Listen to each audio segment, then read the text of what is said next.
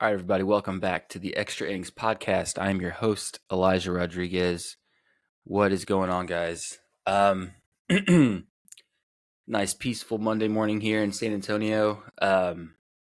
We've got some. So I figured Mondays moving forward will probably be like weekend recaps because weekends are full of baseball during baseball season, obviously. So there's a lot of stuff happening everywhere.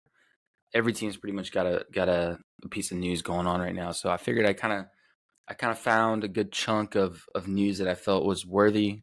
Obviously, there's some like more depressing news. You got like the White Sox who are like absolutely just like skidding and like barely making it by.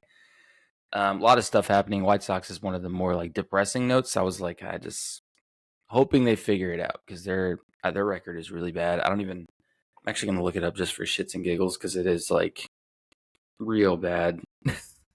The White Sox. There's always that one team that's just unfortunate to watch. They're just not figuring it out. Yeah, so the White Sox. Yeah. Let's see. Oh man. Hold on, guys. I feel like awful for doing this right now. I didn't even want to bring it up, but I have to check it. Chicago White Sox. Oh Lord. Why can't you ever just get like a straight up? It has to like I'm not gonna count it. What's the record? I can't somebody just show me that. I don't want to go to the standings. Here we go. Chicago White Sox are 3-18. They're like the freaking Spurs of baseball right now. Even didn't know the Spurs are they're horrible. Anyway, so more important news, the biggest thing on my list today, and as a true Yankee fan, right? What the hell is going on with Aaron Judge? I watched the Yankees played Tampa yesterday on MLB Network, so I got to watch that game. Fun game to watch. Gil threw his ass off. Hell of a performance there. Soto is still tearing it up. Trevino busted out of his slump, playing good behind the plate. He's good at the plate. Still some good plays happening. There was some hiccups on defense earlier in the weekend. I think like Thursday, Friday, Saturday, there were some issues with the defense. The defense has cleaned up quite a bit. But Judge is just nowhere to be found. I have some data here that I was wanted to go through. I mean, a $1.79 average, booed your captain, booed at Yankee Stadium. It's not a good look. So he the worst thing was he struck out all 4 plate appearances on Friday. Yesterday, first at bat coming in, strikes out looking. I mean, he is on the struggle bus. He's batting 179, 323, 359, 3 splits. Like I get hot take maybe. I get that Aaron Judge is the captain, he's your guy. I think if he had a bigger impact on this team right now, they wouldn't be 14-7. Like I just don't see his woes as really being that big a difference. Fortunately the Yankees have had quite a few, they've picked up quite a few guys, especially in this offseason. Stanton's doing well. Verdugo's playing really well. You've got Oswaldo playing well. So you got a lot of guys that are picking up that slack, which is obviously what a team is supposed to do in this situation, right? You have a guy struggling, everybody else picks up their slack to carry that guy, carry him around, to carry him through the woes or whatever. But I mean, dude, Judge he's swinging at pitches that he uncharacteristically swings at. I mean, he just seems off, like he's not seeing it out of his hand. I don't know. It's hard for me to tell. There's a lot of different variables. Obviously, we're not in his head. We're not having conversations with him to know what the problem is. But there's some serious issues happening. The biggest tell that there's something off, something wrong, was the pitch selection. I mean, he swung at I don't know how many sliders on the outside corner that never even started as strikes.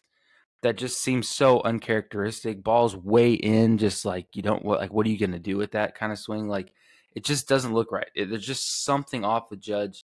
But like I said, Judge, as awful as he's playing right now, or awful he's hitting, which is what people pay Judge to do, hit. He's not a defensive specialist. If you know Aaron Judge, he's got power. And if you're paying him to hit and he's not hitting, I don't know. It seems a little weird.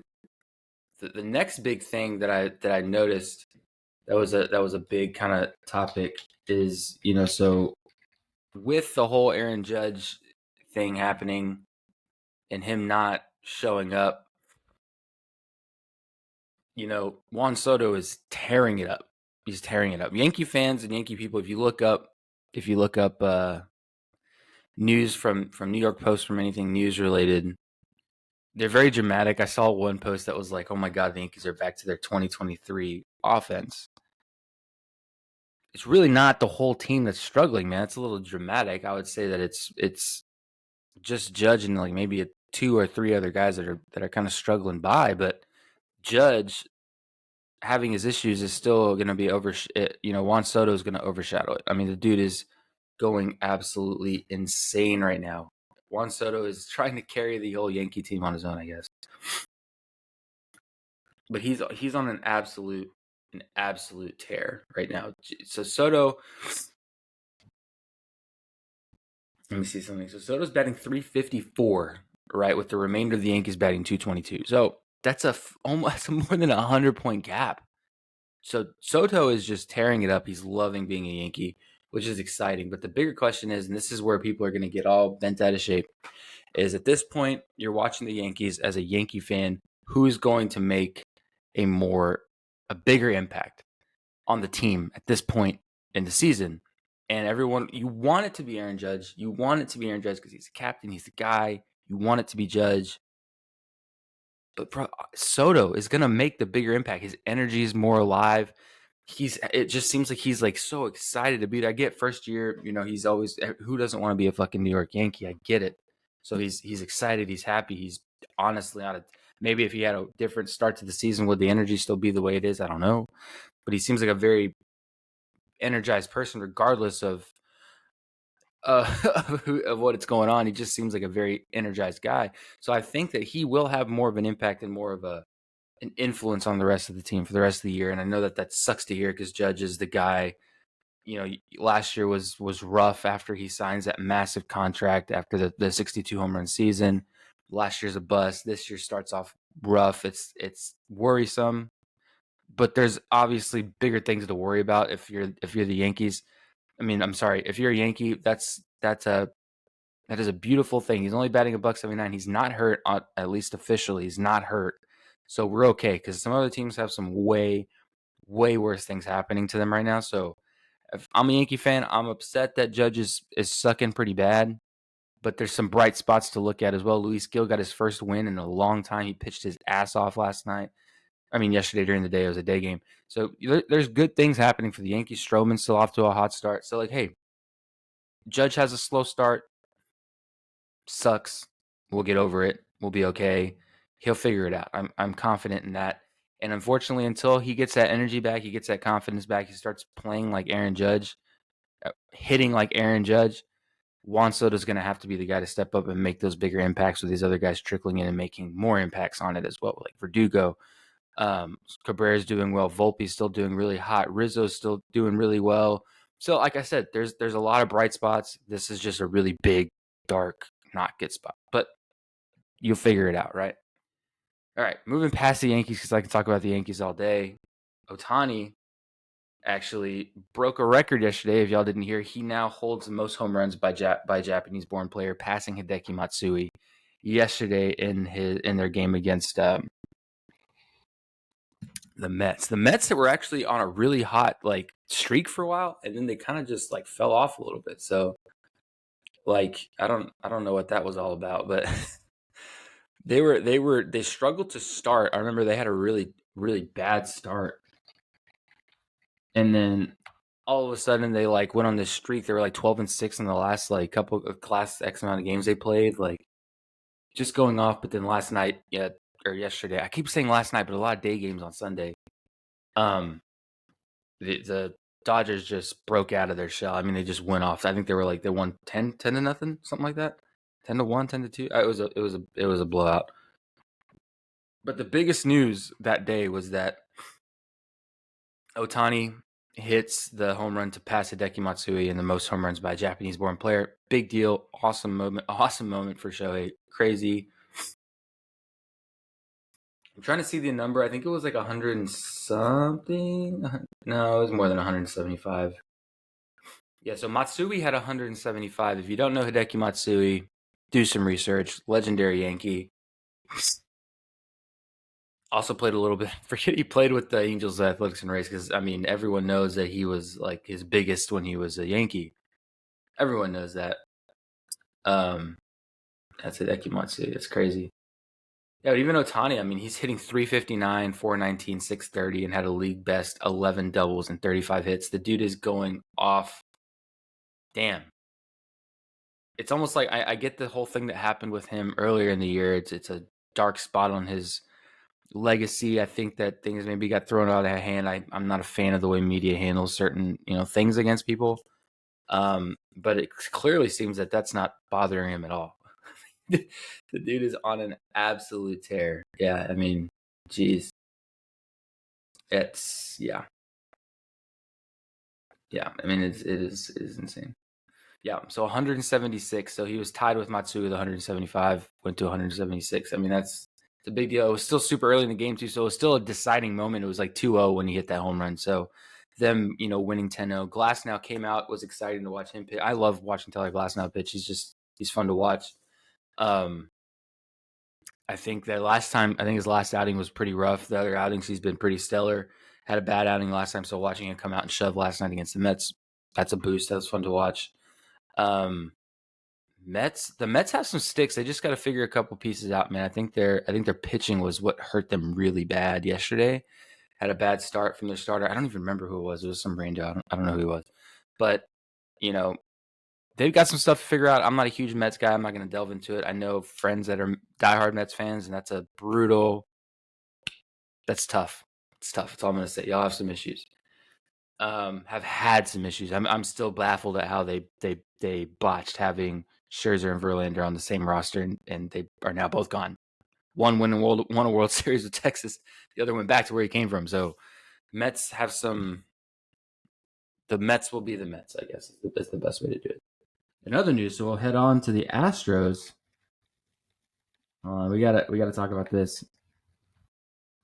So we head on to the Astros. Justin Verlander made his debut 2 days ago at 41 years old, coming off of his injury that started the year. I'm gonna be honest. I was watching film on him, and I made a video about arm injuries and injuries to pitchers in general on Instagram. I made a whole podcast episode on it. If you haven't heard that one, go check it out. Came out I think a little bit earlier last week.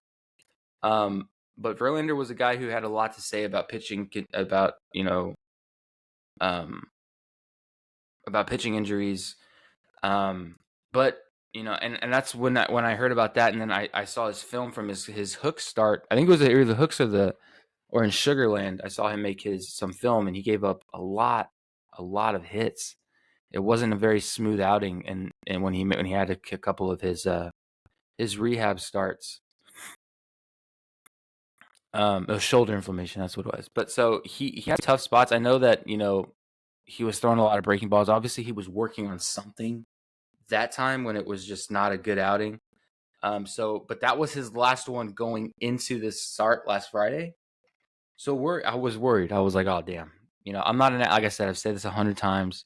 I'm not an Astros fan, but I'm a fan of certain players. Verlander's been like a player that I've looked up to, have watched for years since he was with Detroit. So like I've seen him move around, and he's been fun to watch his entire career. So I was rooting for him to come back and be like, hey, let's at 41 to come and do something crazy would be fun to watch.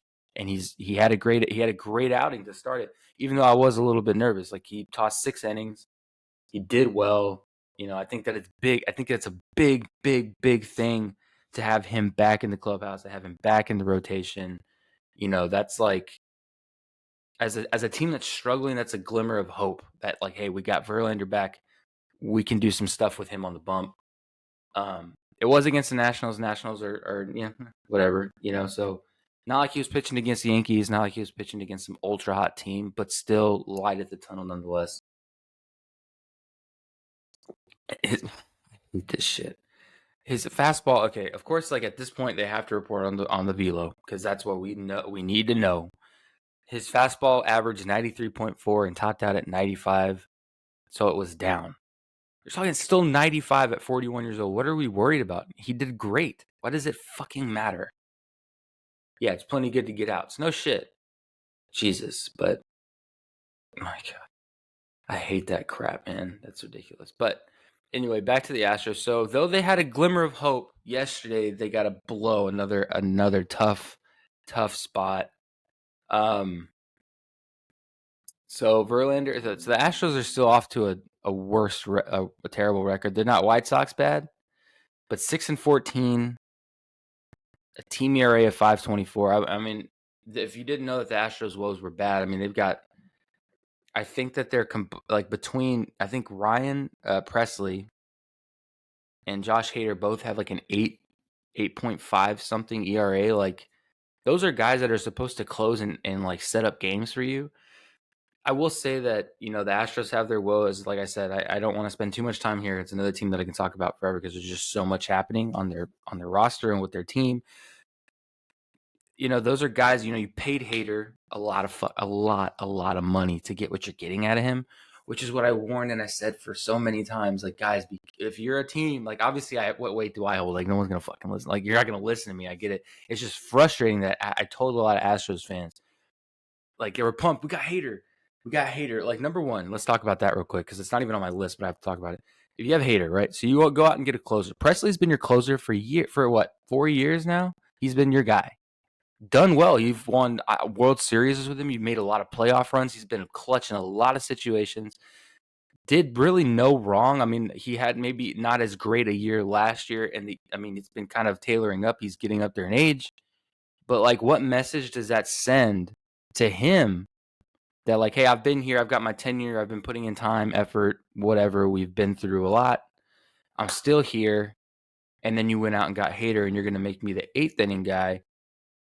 It makes it seem like you've lost the confidence in me as a player. I mean, like I said, I still don't know. There could have been conversations on the back end. Maybe he wanted to change. Maybe he welcomed the change. There's a lot of stuff that are unknown variables here. But as outside looking in and not knowing a whole lot that's going on behind the closed doors, it seems like, it seems like they may have made a change prematurely and went after Hader because they needed something better and actually got fisted on the whole idea because Hader has been nowhere to be found. And even then, if you look at the stats, he was nowhere to be found last year. He was very much a shell of himself when he was in Milwaukee and when he was like really the Josh Hader that you would fear coming into the game, like shut down all your hopes kind of Josh Fear, right? So I get it. I understand that, like, it sucks to watch, and like from Presley, I can understand that he would be upset for this to happen. Is he going to say anything? No, obviously not. That's bad publicity and looks bad on you as a player, but it does mess with your head, I think. And that's something that I agree that Jake Peavy said the other day. I agree with it. It's like it throws a lot of chemistry off. You lost a big piece of your dugout, like of your clubhouse morale because Dusty Baker's no longer there. I think he was a big piece that held that team together, somebody that they like love to play for. Espada's not bad. I'm not talking mess about Espada. He's still a good manager. He's got a lot of history behind him. He's got a lot of a future ahead of him as a good manager. He's a good manager. I think it just, with a team that was so tightly wound last year, to go at the big change, there's a lot of other changes happening. So it's a tough spot for them to be in. But moving on from the bullpen woes, holding on, hold on. As your Nationals fan, hold on to that start from last week from Verlander. I'm sure he'll be great next time. So glimmer of hope, but you did lose another one yesterday in Christian Javier. So Christian Javier was somebody that, if you listen to my podcast a couple of days ago, when I was talking about, the Astros woes and how tough they were having it as a pitching staff. The offense is not worrisome. Like I said, as another team I could talk about for days. I'm not worried about the offense. The offense will come. They'll show up because it's freaking Altuve, it's Pena, it's Tucker, it's Jordan. I mean, you got a stacked lineup that's just waiting to explode. So I'm not worried about that. And what sucks now is that they could go off and give you 5-6 runs, but sometimes that's not enough with how bad the pitching is. So again, positive thing from Verlander. Still shit happening with the pitching staff. You lose Javier. Now, I said back when Verlander was still on the IL, I thought that Javier was a shining light. He was your guy. But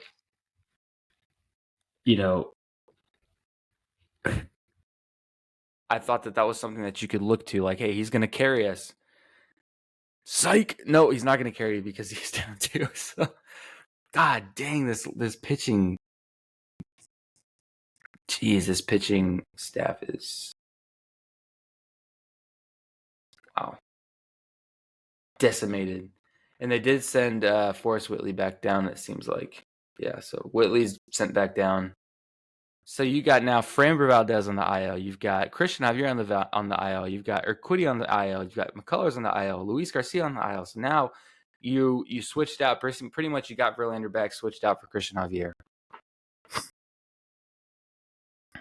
Bad, not good. Decimated? No, you'd be okay. You replaced a veteran stud with an up-and-coming guy. So you might be okay. You might be all right. It still sucks. It's like you just replaced it. Having Verlander and Javier on the same one would have been much better than just having one or the other. But like I said, it's only a 15-day. Only it's neck discomfort. It's not arm related.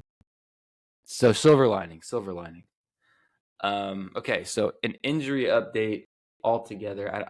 I wanted to kind of go through it. I know Rendon went down. You know, I don't. Rendon is an interesting cat, I think, because it sucks that I think some of the things that he said it's taken out of context sometimes. But he's another guy. So you lose Rendon to a hamstring injury. All right, so here we go. Here's the top injuries that are new as of today. Or I'm sorry, as of yesterday. Damn, Merrill Kelly. So Merrill Kelly is down with a tear in his armpit. Muscle tear in the armpit. Interesting. Francisco Alvarez, JD Martinez, Brooks Raley, Brett Beatty. I thought Brett Beatty played yesterday, unless something happened during that game with yeah. Whoa. Oh, that's Brooks Raley. Okay. So Beatty was hurt with left hamstring tie. I was going to say, he played yesterday. He's not hurt. So he came back. Rafael Devers, Tristan Casas, Tyler O'Neill, Vaughn Grissom. Damn, so the Red Sox got hit freaking hard.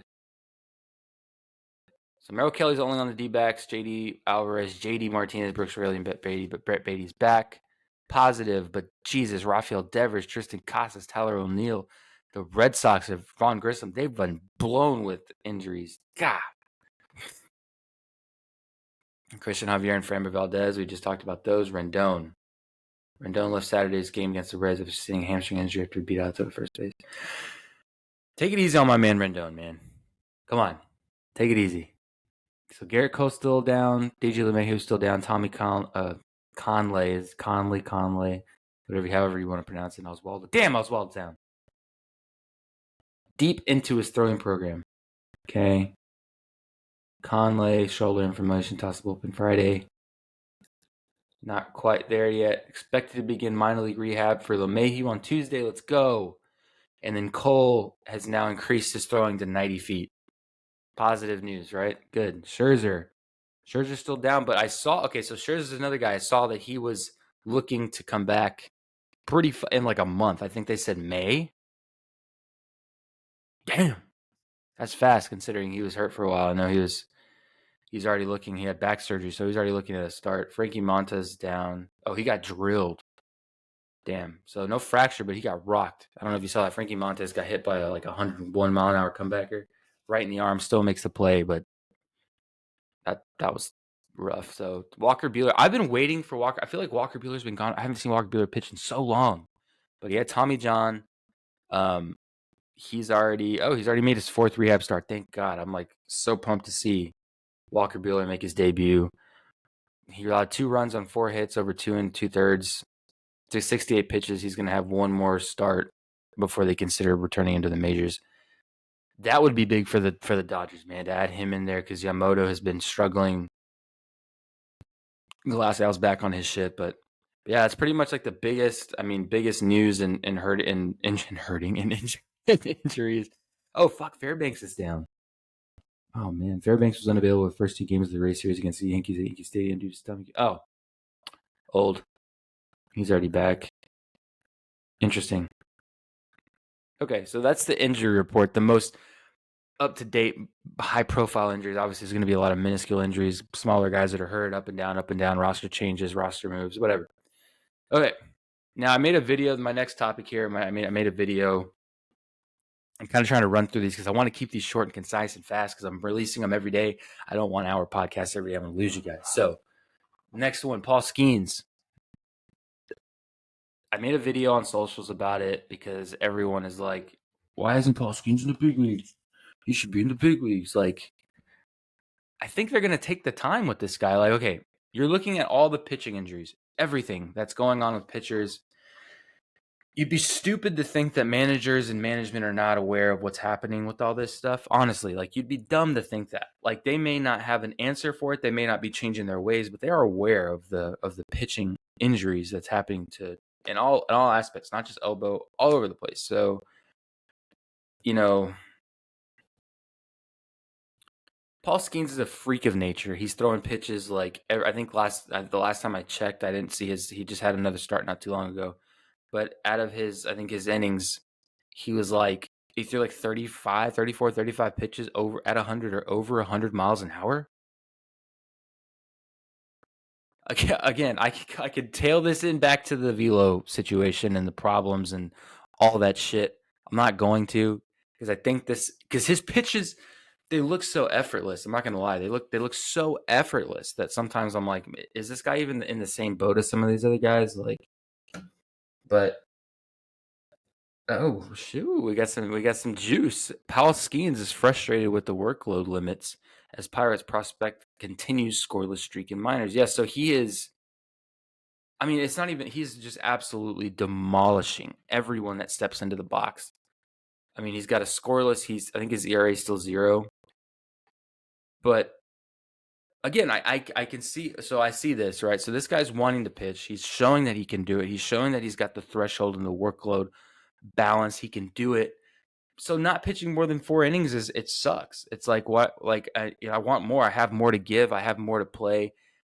I can see it from both sides. As a player, you're like, hey, I want to play. I want to pitch more. Like me going 4 innings every start. Like what good is that going to do? I'm only throwing 4 every start because I think they are safeguarding him quite a bit. They're definitely safeguarding him. There's no question they're safeguarding him. Yeah, dude, 4 games started, 4 games pitched, 12.2 innings, 27 strikeouts in 12.2 innings with a fucking 0 ERA. Of course, he's got a 0-0 record because he's not going any more than 4 innings. So I get it. I get it from a player standpoint. I understand. I want to play, man. I want to pitch. I want to throw more than just fucking 4 innings a start. That's or less. Really, it's got to be less because if he's pitched 4 games, started 4 games, got 12 innings, that's like 3 innings a start. It's not fun pitching 3 to 4 innings a start. That's just lame. It's just what's the point? I'm going to go out there and yeah, I can see it. 27 strikeouts is stupid, right? But let's see. Okay, so do I think that they're going to hold him for a while? Here's the deal. So, taking into account his performances on top of all the stuff that's happening with pitchers, on top of how the Pirates are playing, I think they're like, we got this guy, and it sucks for him, but they're like, we have this guy. He's a stud. I think they're waiting to see how much longer this season plays out. If they make a run for it, if they have a true chance to make it deep into this season, which I think they do, I really believe that they do, I think they pull them up. I think if things continue on this trend, or maybe they trend downwards, or maybe they're not going to make it that far, they pull him up and then they still can consolidate his innings as he goes on. But I think that they're going to have to wait. I think they're going to wait a little bit longer. They're going to let him cook, marinate, but they can't. But it's a fine line you got to wait because you don't want to wait too long and piss this dude off because then he like by the time he's ready to sign the big one, the big contract, when this whole rookie thing's done and he's ready to make his money, he ain't gonna be a Pirate. I can tell you that. I really don't think he'll be a Pirate anyway. To be 100% honest, when that time comes for him to sign the big one, I don't think he's gonna be a Pirate. If they can offer up the cash, and maybe he does love it there, maybe. But I don't see him being a Pirate for his whole career. Not a lot of guys are 1-team guys anyway. But I don't see them paying up and getting him when the time's right. But all in all, Paulski's, everyone thinks it's imminent. Everyone thinks it's going to be an any day moment. I still think it's going to be a little bit, to be 100% honest. I think it's going to be a little bit of time. But at the same time, you don't want to wait too long because then you're going to upset this guy. I mean, I didn't quite realize, honestly, because he is a stud, man. The dude is a freak of nature. But as I'm seeing this, God, he's really hardly pitched at all in 4 starts, 12 innings. That's not a lot at all. That is a little bit too little, in my opinion. Too little. But yeah, I think that he'll get called up this year. I don't know when at this point. I'm thinking, honestly, in all honesty, I think it'll be sometime this summer, June, July months. He'll come up. I think that that's the longest they can really hold off on doing it, because at some point it's going to get to the point where they can't justify having him in the minors anymore. It just doesn't make sense. So we will see. My timeline, I think anywhere June to July. May would be the earliest, late May maybe, but June, July, I'm targeting for Paul Skeens, and that's an exciting watch. I will be dropping everything to watch that debut. I promise you that.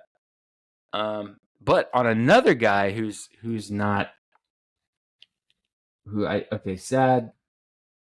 I don't think that he's panning out that well right now is Jackson Holiday. I think that there is a lot of pressure on him. There was a lot of pressure this whole debut thing. I think that him and Jack Leiter had some pretty like media heavy call ups. I mean, they were like the whole world was watching Jackson Holiday make his fucking debut, because I feel like he was everywhere when it happened. It was on ESPN. It was on any sports newscaster, any sports channel, any article was written about Jackson Holiday making his debut.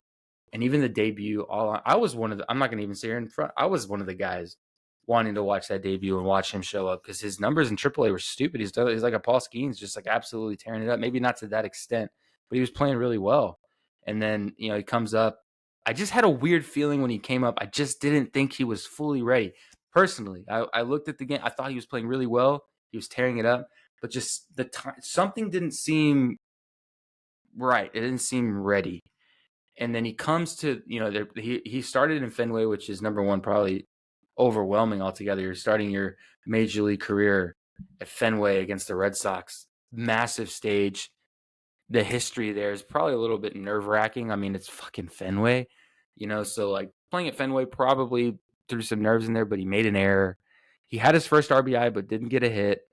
And I think now he's had 30 at bats. He has 1 hit with 16 strikeouts.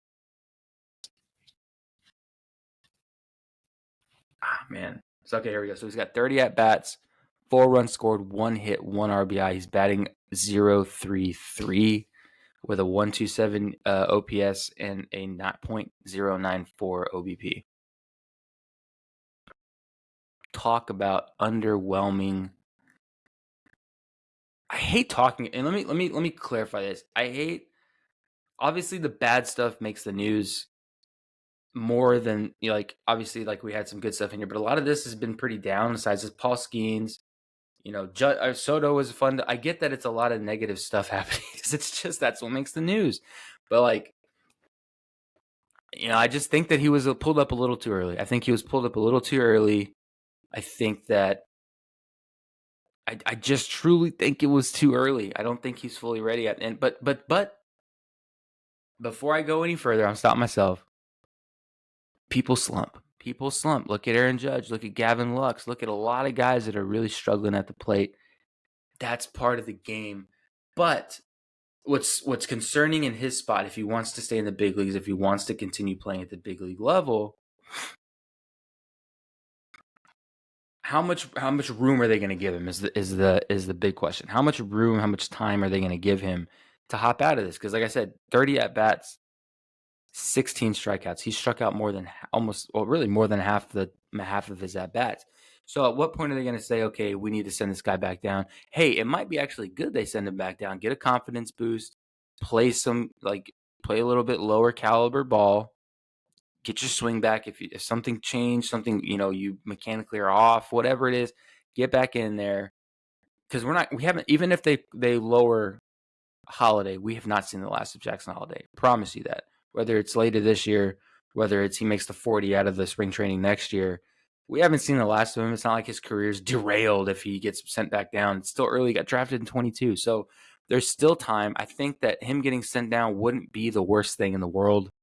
Truly. I don't think it's the worst thing in the world. I think it would maybe even do him some good to go back and see a little bit lower caliber pitching, work on the swing, fix some mechanical kinks, change your approach at the plate, whatever you got to do. But I think that there is still light. If you get sent back down, no big deal, dude. We all know, everyone, if they send him back down, we all know we haven't seen the last of him. He will be back. It's like Doctor Strange will return. Holiday will return to the majors, I promise. So do I think that he's got? I think he's in a slump. I don't think that he's one of those guys that's just not going to pan out because he has shown us that he is a hell of a ball player. He's got the power. He's got the plate instinct. He's got the defensive, but like he knows how to play. He can do it. I think he's slumping, and with how crucial the Orioles are doing and how well they're playing right now, and how excited they are to actually go deep into this season, I think that they're going to have to evaluate and say, hey, if we're trying to make a real run this year, how much room are we going to give him? Because we're not a rebuilding team. We're not going to let him just work this out at the big league level. We're an established team. The Orioles have been strong the last 2 years. In 22, they were building it up. 23, they were awesome. 2024, they are incredible. So at that point, it's gonna come up to management and all that to say, hey, work it out. We're gonna figure this out, or hey, let's work it back down, and let's if we got something rolling, we'll call it back up. We'll roll it back up. But right now, I think within the week, if he doesn't pick it up, they're going to send him back down to AAA. And like I said, not a bad deal. I think there's still some good to come of that. And then our last piece today, guys, the Guardians. So surprisingly enough, the Guardians, man, 16-6, a league best. The Guardians. Josh Naylor has been playing nails. They took a big blow 2 weeks ago with him and Spencer Strider and Shane Bieber stole the headlines with both of them going down with Tommy John a couple weeks ago. That was a huge blow to the Guardians, but it didn't even slow them down. No, they've gotten stronger. They've gotten stronger. So this past weekend, they swept the A's. Not the biggest accomplishment, but dude, they are. Oh my God, some of these guys are just going off, dude. Like, so I got this article. I was going to read this article, but I want to look at some of the stats because Naylor is going absolutely nuts right now. Okay, so we got Josh Naylor, 21 games played, 77 at bats, batting a 325. Tyler Freeman, 217. Jose Ramirez, 239. Will Brennan, 222. Let's see, Stephen Kwan, 358. God. Bo Naylor, the younger of the Josh Naylor, Bo Naylor duo, struggling, $185. Gabriel Arias, 298, almost another 300. David Fry, another 300. Andres Jimenez, 293. Austin Hedges struggling behind the plate. Laureano, $178. Rocio, 203. So, but guys, you've got one. So mid two, I consider 239 a decent batting average. Honestly, 217 is on the lower half, but 239 I say is solid. So you got 1, 2, 3, 4, 5, 6, 7 guys of their hitters are batting with immaculate batting averages. Dude, Naylor with 6 home runs, 20 RBIs, 25 hits, 13 runs, 5 doubles, 10 strikeouts. Dude, that's incredible. 325. Dude, Stephen Kwan, 358. 34 hits in 95 plate appearances. Dude, the Guardians are on to something here, man. The Guardians are on to something. Let's see what else we got here. So let's look at the pitching. So Tanner Bibby is going to be, I guess, their next guy up. Shane Bieber, man, such a fucking loss. But even the pitching staff, look at these ERAs, guys. Look at these ERAs. Let's see this. 4.44 for Tanny Bibby, Logan Allen 5.06. Shane Bieber's was at 0. Cookie Carrasco 3.44. So the pitching is not as strong. I will say that it's not as strong. But hell, when you got guys that are smashing baseballs like Kwan and Naylor and Ramirez, you can afford to give up a couple runs here and there because you're putting up freaking all kinds of runs. But dude, They are on a tear. Cleveland has won 7 of their last 8 games, and they remain atop with their 16-6 record. That's their best start to a season in a long, long time. I mean, dude, Stephen Kwan is incredible. It's insane. So, like I said, I'm shocked. I didn't expect them. You know, you look at power rankings and everything going into the season. I nowhere expected the Guardians to be anywhere near. They got a new manager, Stephen Vaught. They got a lot of good things happening in Cleveland right now. Surprising as hell. I still hate the fucking name. Still hate the Guardians. Upset. I'll hot take it to the end of the world. They will always be the Cleveland Indians to me. Always. In my head, every time I think Cleveland, I think Indians. Guardians nowhere near to be found. Indians forever.